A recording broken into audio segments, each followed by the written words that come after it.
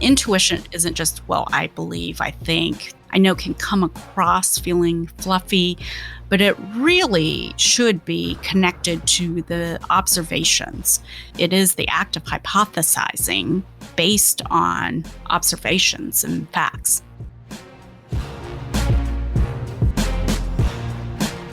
Welcome to Building Better CMOs, a podcast about how marketers can get smarter and stronger. I am Greg Stuart, the CEO of nonprofit MMA Global. We have three goals: to change how we think about marketing, to understand the challenges CMOs face, and to unlock the true power that marketing can have. Now, this podcast is not a place for hero worship or how great CMOs are. There's lots of places for that. Instead, we're going to talk about real leadership in marketing and what it takes to drive growth today. Today's guest is Linda Lee. Since 2019, she has been the CMO of Meals and Beverages at Campbell's, and she serves as chair of MMA's North America Board of Directors. Linda got her BS in chemical engineering, and in this interview, she'll explain to us why marketers need to be more scientific. We'll also talk about bringing original thinking to iconic brands and why grasping for bigger roles inside your company might be counterproductive. You can find a full transcript of this interview and more at bettercmos.com. And if you like the podcast, do me a favor and leave a 5-star review on Apple Podcasts. If you don't like the podcast, email me. Seriously, I'm Greg at MMAglobal.com. I'd love to hear from you. But now, let's get to my conversation with Linda Lee. Linda Lee, welcome to Building Better CMOs. How are you today? Thank you. Great. So happy to be here. Yeah, good. Now, listen, I'm going to jump right into it. Linda, usually I have a little casual chit chat. I don't try to create the controversial topics right at the beginning, but I have to comment on this one just immediately. You took Frank's out of SpaghettiOs. They had Frank's in them, little hot dogs. You took them out? How could you take them out? I'm aghast. We brought a new Frank to town. Yes, we took those little hot dogs out of SpaghettiOs and we brought in a new one with Frank's hot sauce. I don't know. Boy, I was raised on SpaghettiOs. I don't know that it makes sense into my makeup today. Probably the reason I'm as big as I am, as tall as I am, to be clear. Franco-American SpaghettiOs. The neat new spaghetti you can eat with a spoon. It's the greatest invention since the napkin.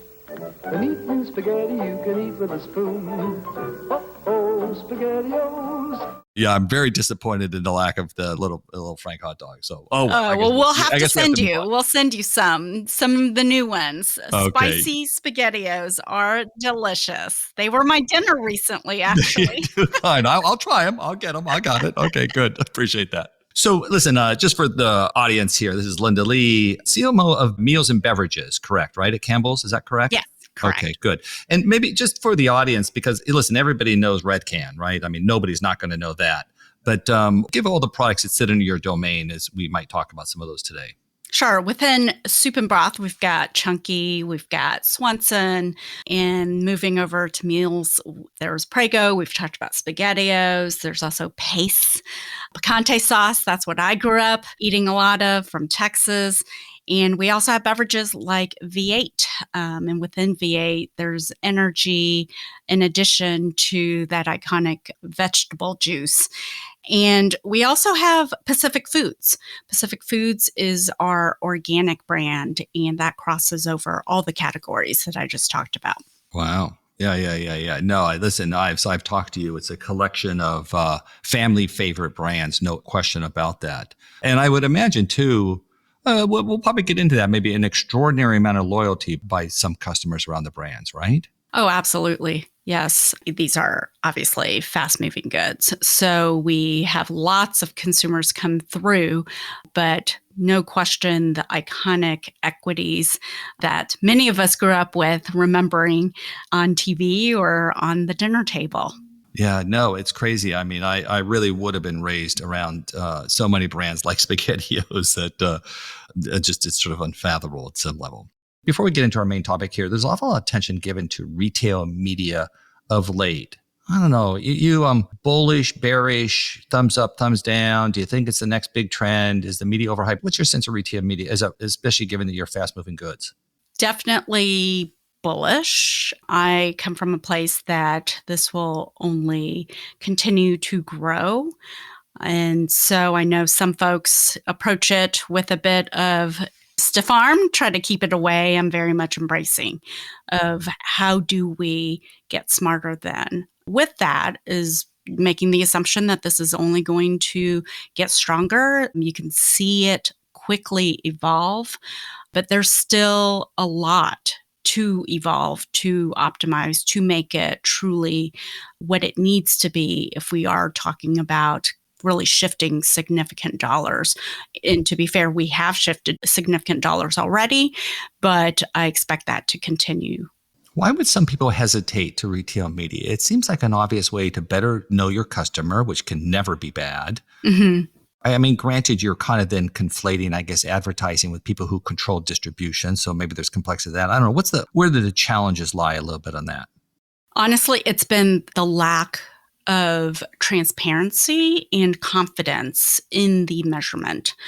And each of these are its own walled garden. So as this becomes larger, how do we measure across and optimize across to ensure that we truly are getting the best outcome? It's not the concept of it that's wrong. The concept of it is actually very strong and has a lot of benefits. It's the practical, how do you operationalize this in a way that gives us that transparency and confidence and ability to plan? Broadly, we call the solutions companies on the MMA board, ad tech, martech platforms, media companies. And I remember I went to an exercise. I was surprised at the number of them that had either become or at least identified themselves as walled gardens. And I thought, boy, that can't be good for us having a cross-media understanding of the world at some level. I mean, I respect that they get to choose how to run their business. I'm certainly not disagreeing with that. But it's hard when you're trying to consolidate across properties, right? Oh, most definitely. It makes it challenging. Do you see anybody making progress against that? Or have you heard a solution around that that's going to help, say, in the future, it's going to get a little bit easier to know? I'm digging. I feel like the trade desk has given me some, I guess, optimism that we will figure this out. It's certainly, if we've talked true partnerships with each of our partners, I would hope that transparency is there because it's all in service to how do we drive more demand? How do we collectively be more successful? Because if we drive more demand and grow our businesses, that means we will be spending more as well. Yeah, it's kind of the point of this podcast in some regards. How do we become better as marketers? And everybody wins in that scenario. So if marketers become more influential, more powerful, they have hopefully larger budgets that they can sort of help drive more growth within the business. Shareholders win, marketers win, and then downstream, those who provide solutions win too. It's kind of the whole thematic. Yeah, I feel like that gets lost sometimes. Right. Open systems, right? Truly open systems allow you to get to the best outcomes. Yeah, and Trade Desk has been a big leader in the whole open web thing. So I'm not surprised to hear them sort of leading around that. Do you envision that you'll be spending more in retail media over time or about the same percentage over time? What do you think? Oh, more. Oh, okay. Oh, wow. You didn't even hesitate. No. Okay, good. So listen, this is again about, what are we doing to help marketers unlock the power of marketing? That's kind of the main thesis and part of the MMA. All this is not, just to be clear, about the MMA. The big question I often like to hear, and listen, there's a lot of things we do right. We can always talk about the successes, maybe even the awards that we win, or maybe the growth. Just if you were to take a point of view, what do you think that marketers, CMOs maybe don't get as well as you think they could or should or would benefit from better understanding? Now, I can only speak from my experience, which is one that did not start in marketing for the first half of my career. I was always adjacent and partners with the marketers. And so perhaps my perspective comes from that of seeing behaviors. And the other pieces, the majority of that was in big CPGs. So with that as context, I think there's not enough value that's placed in taking on the hard stuff and taking risks. It's very counter to what I feel like I grew up around, which was give me the biggest brands with the biggest budgets and the biggest teams. That was the recipe for career success. that seemed to be the kind of accepted belief. I feel like that's actually quite the opposite. To stand out, to really leave a fingerprint and to show yourself and others what's possible and what you're capable of, it actually means you have to take risks and you go after the difficult ones. Well, give me an example of the difficult ones, either an example from just metaphorically or even directly from your career if you want. Yeah, early in my career, I knew that the desk, when I was at General Mills, I knew that the desk to be on was the big cereal brands. At that time, it was known as the franchise portfolio. So you've got Cheerios and, kind of led by Cheerios. That was the desk to sit on. Probably 180 degrees from that was being in the baking division. It was the smallest division. Baking as a category had more traffic going through the aisle to get to the bathroom than it was to actually shop the aisle. So it was a declining category and had very little spending against it, marketing spending against it. So the right answer was, you aim to work on Cheerios. And the avoided answer was to take on a category that's declining with very little budget. Did you lean into those declining categories? Yeah. I would say I joined General Mills through the door of baking. Okay. And while in that role, I was asked to move over to Cheerios. And I actually said no.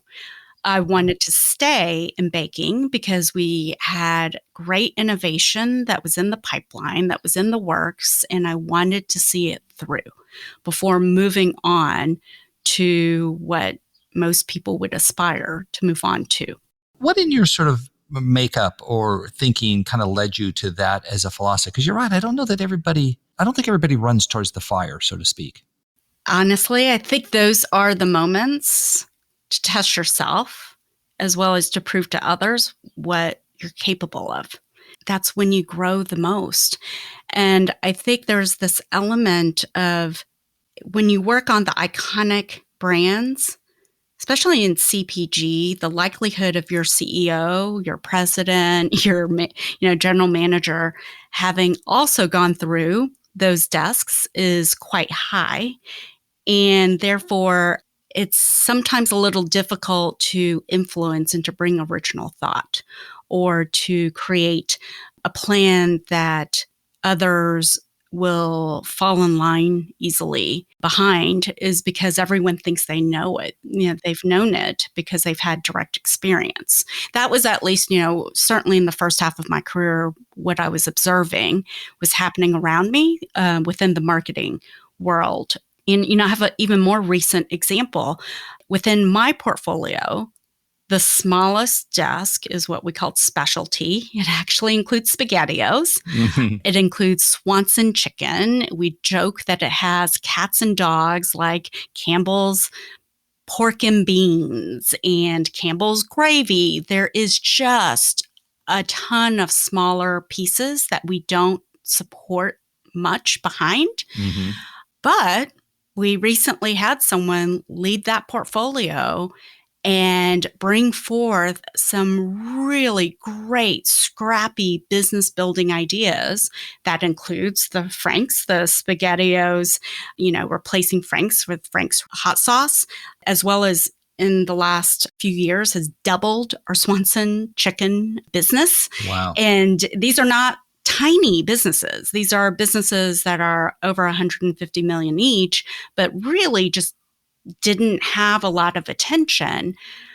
But it's in those moments that you really can show what you can do with the levers that you have, the creativity that you bring to be able to compete. And so this person last year actually was our marketer of the year. Oh, wow. And that says a lot because we had a lot of great things happen across all of our brands.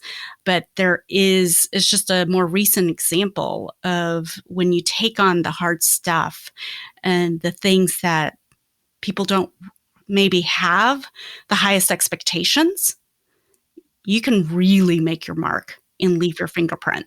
I love that. And it really does become a sense of sort of legacy making in your own mind. And it's funny you say that, Linda. I'll tell you, as I've gotten older, I spend a little more time looking back than I do looking forward. That's the kind of the nature of life I'm now realizing. And I do think that those moments where I feel like I had the greatest impact and made the biggest difference are the things that matter the most to me, especially when and you sort of identified it as when they were particularly challenging. Right. I love that notion. I tend to like things that are broken. In fact, I tell people all the time, I get the phone call when they don't know what else to do. If they knew how to solve it, they would not take the time to call me. Exactly. And I think that's just become more and more true. We see there's no longer a steady state environment that we're operating in.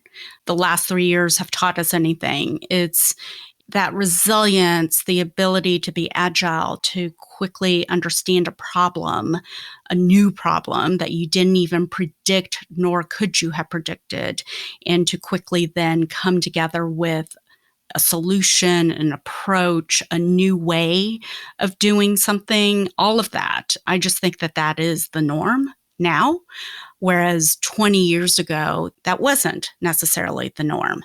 It's a shift that I don't see going away. Yeah. I love the fact you kind of seize opportunity when others don't see that. I think the other thing that's funny to me too, as I look across, listen, sit in the middle of a trade association, you get to look at a lot of big businesses. I'm always a little bit surprised. Not everything is fixed, even in the biggest of successful companies. There's always something that's kind of wrong. There's always something that can be improved upon. And those opportunities are bigger than you think. It's kind of that hard to get business right at some level, I guess. Oh, completely. And I think if you view it as there's nothing to be fixed and everything is great, that to me is already a signal that something's wrong. Right. Yeah, because by the way, that sometimes can be the precursor to arrogance. And I'm assuming once you have arrogance, you're toast. That's my experience. Yes. At the time, depending on how big the brand or how long you've been around, you can ride on that. But once you got arrogance, you're dead. You're toast. And honestly, if things are going well, and to be fair, I think I'm equally guilty of when I look at something and things are green and red, I bypass the green and immediately go to the red. Where the problems are, what can we do? But we even talk about, hey, no, when things are green and way darker green, we should also be dissecting those equally to say, well, what's driving it? What's different than what we assumed, and how do we learn from it to be able to replicate that? There's learning available, whether things are working or not working. Yep. Under that umbrella of, we can still be better than we are right now. You have a very unique background. You originally educated as a chemical engineer. Yes. And you did R&D within Procter Gamble, as I remember. Yes. And then eventually you moved over to an insights research role. Mm-hmm. I don't know a lot of, in particular, CMOs that started as chemical engineers. How has that training, that perspective, informed the way that you approach the role? And again, I'm not trying to make it critical of your fellow marketers, but what do you think other marketers don't see that you do because of your unique position? I don't think I connected this until fairly recently. A bit of that look back and try to dissect it a bit and understand it better. I didn't realize how critical my science and engineering background was in really using the scientific method as my backbone to everything. And are you going to go in the direction marketing might not have a lot of science behind it? Is that where you're going to go? No. I mean, certainly not today, right? True, and certainly not the MMA audience. I would say that is what attracted me to learn more and get more involved in the MMA. It is because I think there's no question science, a scientific approach, is just even more and more important these days as data becomes democratized and technology makes it easily digestible as well. But that certainly was not I was not that visionary of why is that important. It was very much of just, hey, I happen to have been trained to think in that way through the lens of a scientific method. And I think we all have our jobs for a very simple reason, which is to solve problems. And how I approach problems, there's lots and lots of data out there, and you could be highly analytical. But if you don't approach it through the scientific method, data can take you anywhere. you got to start with really understanding what's the problem you're trying to solve. That is not an easy task, but being really crisp and clear, and then having hypotheses and multiple hypotheses that are derived through observations and data points, but having those hypotheses to then further use data to validate or to adjust, and having that iterative approach. That is something that I would say, growing up in big CPG alongside the marketers, I definitely probably didn't see as much of that as I see now. You didn't see marketers doing that, or you didn't see as much of a need for it until now? That's a good, I would say I didn't see it as much through the marketers. Okay. So you don't see marketers taking on a real scientific approach. Correct. And being comfortable with Yeah. having hypotheses Yeah. that you then iterate. Yeah. So walk a marketer through your scientific approach, just how you look at that so they're really clear on it. So the first is, what's the problem you're solving? And how I see that is through briefs. How do you decide that in the myriad of many things that you could sort of start with? Like, is it about is it strictly customer insight? Is it about sort of solving some other problem? Is it around sort of the product dynamics? There's many elements that make a company or a product, in this case, marketed successfully. There's a bunch of things you could look at, right? Oh, yes. It could be, honestly, if let's use, kind of even a 4 Ps approach. The problem can be any of those. It doesn't have to only be a consumer, but there certainly should be an insight that's in there. But it could be an operational insight. It could be a customer, retailer insight. It could be a consumer insight, a product insight. All of those could be possible. I think how I see this manifest is when I read a brief, assuming there is even one. Can people articulate the problem they're solving with an insight that makes sense to me? It's having the hypothesis right. It doesn't matter what area of the business. There's not maybe a place to focus, but are they really clear on how to articulate what they think that problem is that you can then go test or assess against? Am I hearing that right? Yes. Okay. Yes. Well, and the other hypothesis is on the solution. So there's, 2 pieces here: the question you're trying to solve, and then what are the various possible solutions to then test, invalidate, or adjust. Okay. So then you develop a series of hypotheses, a series or a singular one. Then you go and you assess those. So is this an elongated process? Sometimes is it a short process? Try to help that come alive for somebody to understand. And then where do you go next? It depends how much you already have access to. So if you have access to a lot of information already, it could be fairly short, versus having to set up new experiments that can certainly sometimes take a bit more time. So I think it depends on how much do you already know and have access to. And then I wonder too, I think a lot of marketers really just rely on their intuition. Do you see that sometimes? And do you think that really plays a role in this? I think this is a little where I would say it depends. Marketers is a broad group. I see marketers who are highly analytical and don't use enough intuition.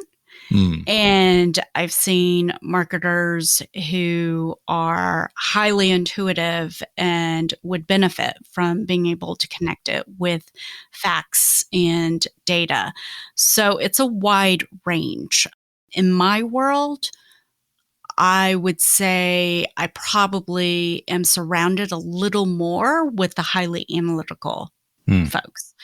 And where I spend time in both role modeling as well as encouragement is the intuition is a critical piece. And intuition isn't just, well, I believe, I think. I know can come across feeling fluffy, but it really should be connected to the observations, the many, many, many opportunities to have observations or be presented with information that you connect the dots on to put forth a hypothesis. I think intuition is it is the act of hypothesizing based on observations and facts, connecting them from different sources. And over time with experience, you're able to put forth, here's where my intuition is taking me. Yeah, I think I've heard you call it educated intuition. Yes, definitely. And some people are better at it than others. And there's a nature and nurture side to it.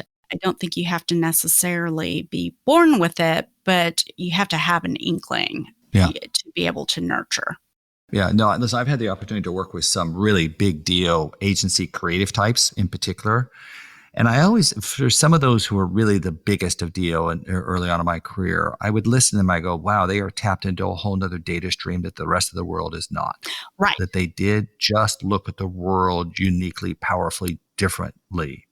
I don't know that I heard them go through a process, though, of then sort of, whereas what they said was powerful and interesting, very potentially right. I don't know. But it wasn't a validated. They certainly didn't. I didn't hear them go through a validated position on that. It was more about getting the client to agree rather than sort of validating their thesis or hypothesis, I thought. And this is, and there's a couple, you just threw in a new topic. In the agency world, as a business, you are optimizing to client satisfaction and getting the client to buy into something. Unfortunately, that's the equation to that. That said, in the example that you just shared, that's where I think the strategist or the planner's role is to be able to take a brilliant idea, a brilliant notion, and kind of peel that onion back to be able to find the logic and to use facts and data to support.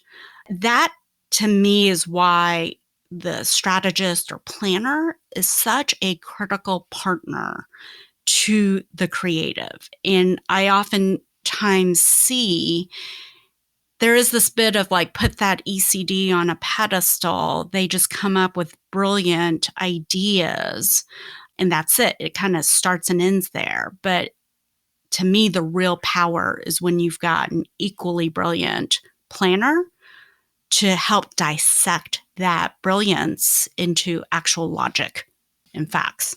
So is there any inconsistency here? So listen, a lot of people believe that advertising in particular works on an emotional level. I think they even would suggest it doesn't operate at an intellectual, rational level. So how does sort of getting a hypothesis, testing, assessing that then also work? And do you buy the thesis that marketing, advertising in particular, always needs to be about the emotional side? I don't buy that. Okay, go ahead. I don't buy that. In certain industries, absolutely. Yeah, when I think of luxury industry, alcohol industry, there's certain industries that it is probably 99% emotion because that is the difference. It's what people are paying a lot for because the product itself, really, there is no difference, certainly in those cases. But in, my industry, the product, absolutely, this is where I'll take it to back to the basics, that brand, that simple brand ladder, where the first rung is product attributes. The second one is functional benefits. The third is emotional benefits. And the fourth is, that is, I absolutely still believe in that. And I go back to it. At the end of the day, you have to have a problem that you're solving for. You have to fit into someone's life. It's one thing when it's a nice to have. It's another when it's categories that people they need. Therefore, why would they pay a branded premium? It's got to be more than just emotional. It's got to actually function in their lives.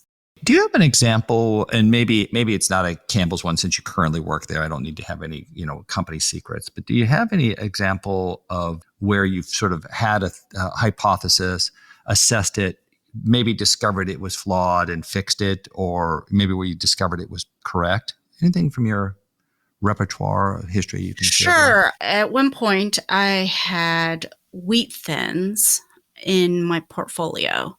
large, scaled brand. And this was, around probably 2013, that time frame. And that business had been in a stable, maybe slight decline, but every year launching new flavors to keep it stable. And it didn't make sense because healthy snacking was growing as a segment, and yet Wheat Thins wasn't. And that was a bit of like, well, then why? And when you peeled it back, it was, no, people actually like the thin part of Wheat Thins, that thin, crispy, crunchy texture. But it's got this name. In the name, it's got wheat in it. Mm-hmm. And this was during the gluten-free, a lot of the trends definitely were not in favor of, I want to be limited by thin, crispy, crunchy snacks that only have wheat in them. Yep. And the hypothesis was that is being limited by wheat, limiting how much we can grow and how relevant we can be. And from there, it's what triggered the launch and creation of a new brand, kind of a sister brand called Good Thins. This is Good Thins, the beat one. The reason you stop scrolling one. The whoops, you looked at your calendar wrong one. Real life snacks baked with real ingredients. It's Good Thins. Good gets real.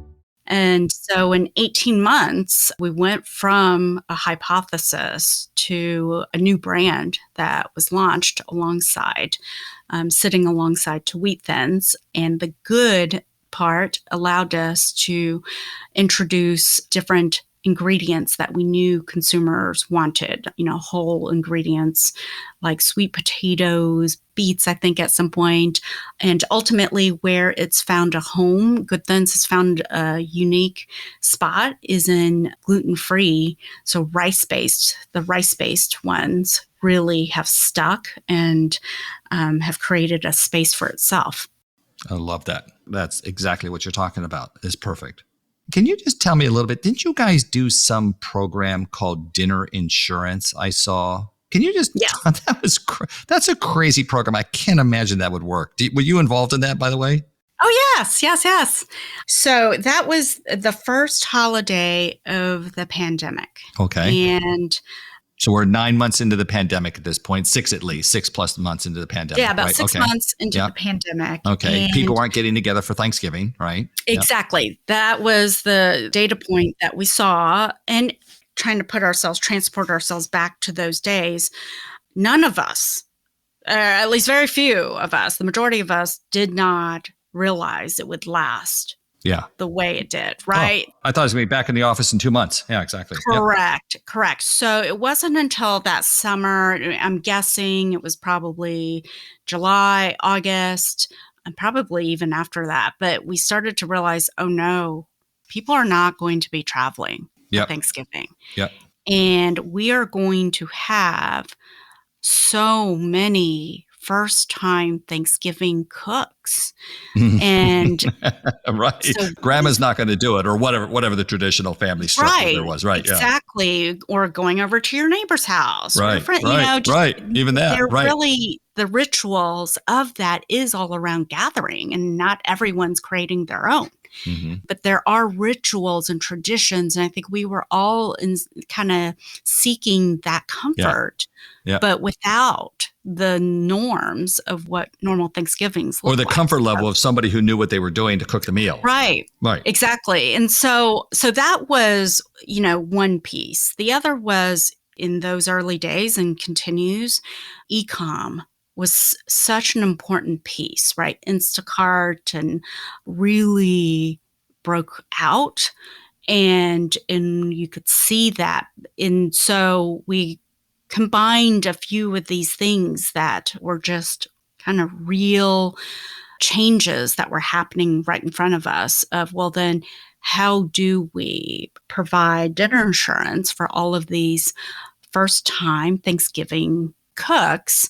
And let's partner with Instacart. We were a first for them in terms of having a branded email go through, Instacart system, their ecosystem, and really in that combined effort to make that Thanksgiving successful. Interesting. And so somebody could call, they could call a hotline or something and say, hey, I messed up green bean casserole. Right. Can you get it to me from my local Wegmans or whatever? Yes. Can you get it to me through Instacart? Yes. Okay. Yes. That's and, funny. That was a very point in time, us realizing what was happening and how can we be helpful. It was all in that time we said our advertising, any marketing has to be of utility to our consumers. Yeah. What has evolved from that though, because we know that was a very much, at that moment, what's evolved is what we now call a sides season, which is for these holidays, while the turkey, which we all love, gets a lot of attention. Yeah. We also know that the real stars of the show, the stuff that people look forward to and talk about. I know where you're going. Are the sides. Right? Are the sides. Yeah. and so that's been the evolution of what started as dinner insurance about the, us saying we need to help ensure that those sides are successful, not just the turkey. And then moving kind of beyond that and saying, well, wait a second, these sides should be the stars. How do we build upon it? And it's more than just green bean casserole. Holiday time is right around the corner, so let me show you guys how to make one of the most iconic sides the same way my grandmother does. And one way to get this side creamy, delicious, and cheesy is using Campbell's condensed cheddar cheese soup. Using this to make my cheese sauce, let me show you how this is done. Last year, we launched our jacked up mac and cheese made with Campbell's cheddar cheese condensed soup. And it was a home run that is coming back. And we've got other ones coming, but it generated a whole new approach to Thanksgivings. I love it. There's a real insight in that. I find myself in restaurants sometimes ordering because of the sides, not because of the main whatever element. Exactly. I've ordered dinners where I just pick a bunch of sides, and that is my... And that too, right? Yeah, that is my dinner. You didn't set out to become a CMO, did you? Was that when you graduated with a degree? No, I didn't even know marketing was a career. Yeah. Fair enough. Well, they've often said that it was the business created for C-level students. I don't know if you've ever heard that, but that was... No, I haven't. Yeah, it's a little damning to the business, but we say it when we're alone, not out loud like this. Getting to a C-suite position, getting to a senior executive position with, big teams and a lot of other senior smart people, sometimes a little bit jockeying for position can be a challenge. Talk about maybe your journey to get there a little bit. And then what do you think it takes to be successful at that level? I will first start with, once I understood what marketing was, and I found a bit of interest and curiosity about it, and even had some successes in it later in my career, I never once thought I would be even attractive or eligible, so to say, as a CMO. And so that is a little of, for me, my journey was definitely not, I want that job. How do I get it? Okay. Maybe then what did others see in you then that they gave you that nod, by the way? I think number one, results. Okay. I'm a big believer in letting my results speak for myself. And there isn't this element of meritocracy as a value that I'm very much driven by. I think what others saw in me, it was that let me understand the problem and find a creative way to solve for it. And I'm able to set a vision that's a little what I call my head in the clouds. But because of my engineering background, probably, I'm also incredibly pragmatic. And I can break it down into pieces of how do we get from A to B. How do we use metrics to keep ourselves accountable and ensure the probability of success is high? It's, breaking it down. And I do think, I don't know, I'd have to ask others, but I do think there's a boldness of not fearing failure and putting creative solutions in front that are strategically sound, but pragmatically feasible. Why would you have a lesser oriented fear of failure than maybe others, which I think is what your comment might suggest? It's probably because I've not aspired, right? I'm not aspiring for a certain role. Right. You didn't grasp to be CMO, and therefore you weren't Correct. protecting being that. Yes. And Campbell's brought you in as CMO, correct? You came in with Correct. that title. So from the outside, they took that chance. Was it did you? Well, a couple of people knew me. And so it was very much, I don't think I'm a classic CMO. And being able to be myself and bring my full self, there's a lot of positives, but there's also some negatives. And I don't try to sell myself as the full package. I can just, be really honest about what I'm really good at, let the results speak for themselves, but also be really honest on what I don't bring and is not natural for me. And I think it's all about fit, and you have to have the fit, you have to have the chemistry and trust that's there. Right. So, but now you could get in there, and when you get the position, you could start to grasp, that's kind of a Buddhist theory, that's where all misery lies in grasping or the desire to, how does the phrase go? Let's see. It's like, how do I not lose what I have or get what I want, kind of thing. It's that kind of orientation. You don't feel you've flipped into that now? I don't know. That's a hard question to ask you, but you've not become that way. How have you remained sort of, I guess, with a lack of a fear of failure? One thing is I live my life way under my my means. Okay. That good. definitely, there is an element of when you don't have the pressures of I have to keep a certain lifestyle, it allows you to not feel like, oh my goodness, I have to have this job or a job that's equally large to be able to not lose what I have. I think it's human nature to not lose what you have. I joke about, if I look back at the conditions of which my college, housing looked like, there's no way I could go back to that level. But who knows? It's always possible. And I think a bigger picture. So if I step way back, I have so much more in my life than my parents could have even wished for me. And I come from an immigrant family who had to escape China to grow up in Taiwan, who then came to a country that they had no family or language, right, or experience with, to be able to give my brother and I a life that's better than theirs. And I look at that as, honestly, my life is way more than what could have been dreamed of. And so what is there to lose? So I do keep that in perspective. Yeah. If you start with an attitude of gratitude, it's very hard to be upset. Absolutely. And my metric of success is, do I wake up every day not only with that gratitude, but really just happy?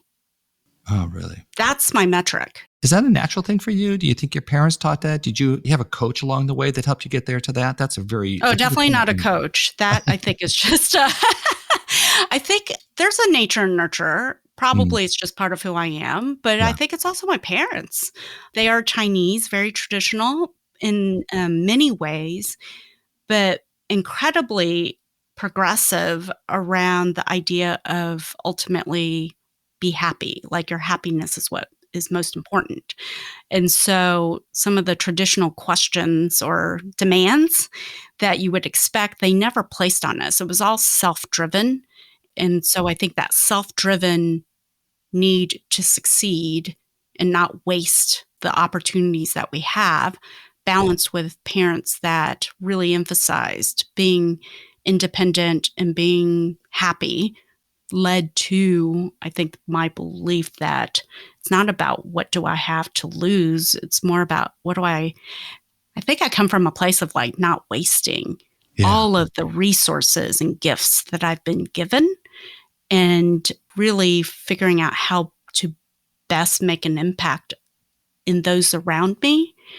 and the businesses around me. How do I do the best I can to bring out that, the potential? It's probably how I talk about it, is like, how do I unlock the potential of those around me? Go one more step on that. You used words earlier there, how do I help others make impact, or maybe you said have impact with others, but it was around that idea of being helpful to them. Could you just go one more step on that, your orientation towards working with, I guess, with teams and your staff? I think my biggest lesson in clarification of that was when I was in China. So up until then, I would say I think I came from a place of a little of, selfishness of me. How am I successful? In China is when I realized, and I went there to go launch gum for craft.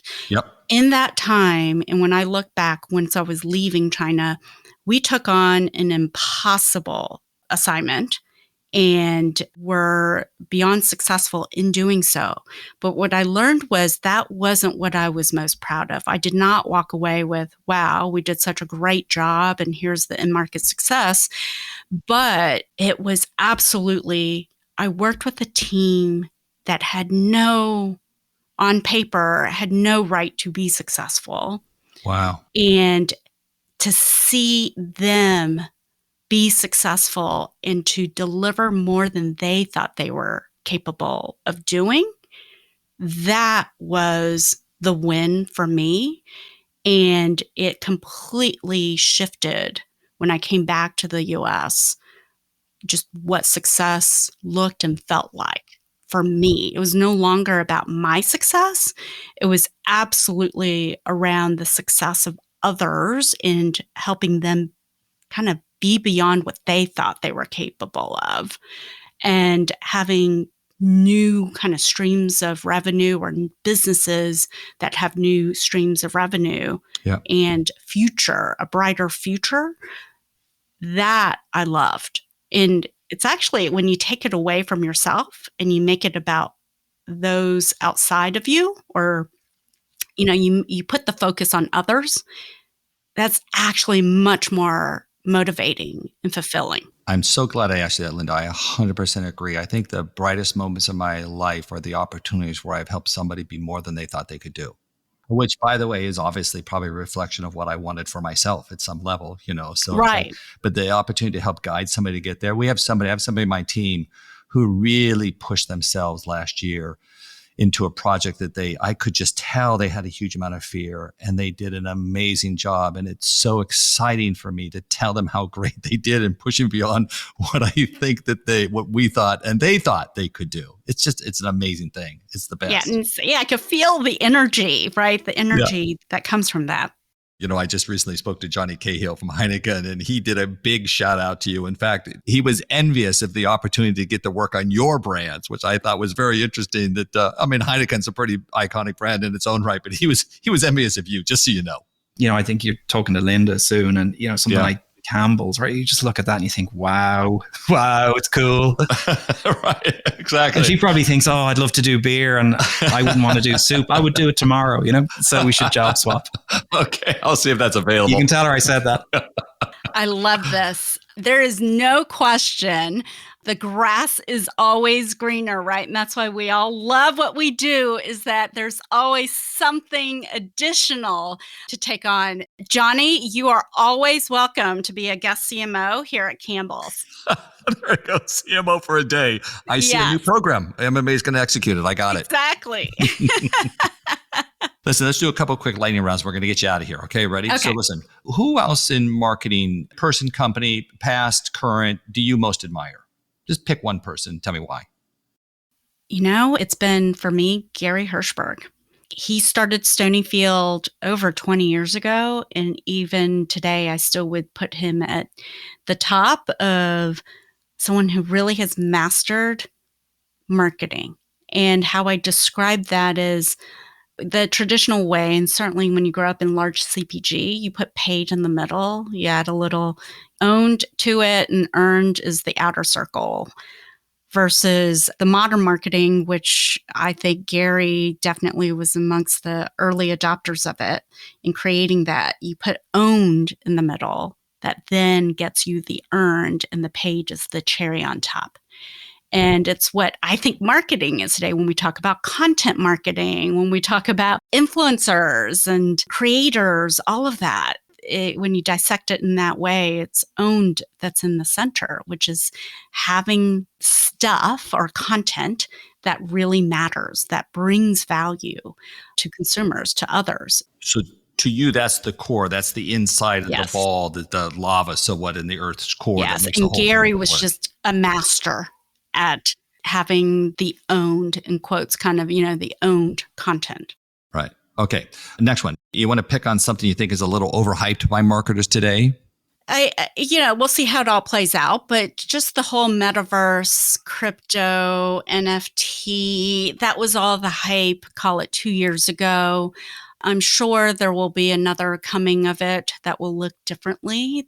I don't think they're necessarily going away, but you could see and feel the difference between the latest generative AI. Yeah, no, and I saw you last year spoke at MMA CEO CMO Summit. You talked about your experience with developing NFTs and so on. Yeah, I mean, I think that you're right. That story's still to be written. Anything you think is really super unappreciated in marketing? Like, what do you think is a big opportunity that people are missing that they should have paid more attention to? Well, I think it's picking up critical mass very quickly, but there's no question the generative AI. It's hard to ignore. And I think we're just scratching the surface of what's to come with that. And my advice is to, for all of us to learn as much as we can, but that I do think will be game changing. 100%. I don't think we even I think it's both overhyped and underappreciated, and it's going to be bigger than we ever could have imagined. Correct. Yeah. I think it's the biggest thing that's ever going to happen. And listen, I was there at the dawn of the internet very early on. I saw it right away. I remember it. I remember thinking it was a big deal. And I don't think it's anywhere as close to what AI is going to mean to us. Yeah. I think we're hearing some of that now. Okay. Linda, listen, you're amazing. You're appreciative you took this time to help the audience here, Building Better CMOs. So I can't thank you enough for that. And it's a pleasure to get to work with you and super excited to got to know you better here today. So thank you for that. Thank you so much. Thanks again to Linda Lee from Campbell's for coming on Building Better CMOs. Check the show notes for links to connect with Linda. And if you want to know more about MMA's work to truly unlock the power of marketing, please visit MMAglobal.com. Or you could attend any of the 30 conferences that MMA operates in 15 different countries. Or feel free to just write me, Greg, at MMAglobal.com. Don't forget to leave a review on Apple Podcasts. And if you're new to the show, please follow or subscribe on Apple, Spotify, Amazon Music, iHeart, or wherever you get your podcasts. You can find links to all those places and more at bettercmos.com. Our producer and podcast consultant is Eric Johnson from lightningpod.fm. Building Better CMOs researcher is Anita Pawlowski. Artwork is by Jason Chase, and special thanks to LaSarah Smith. This is Greg Stuart. I'll see you in 2 weeks.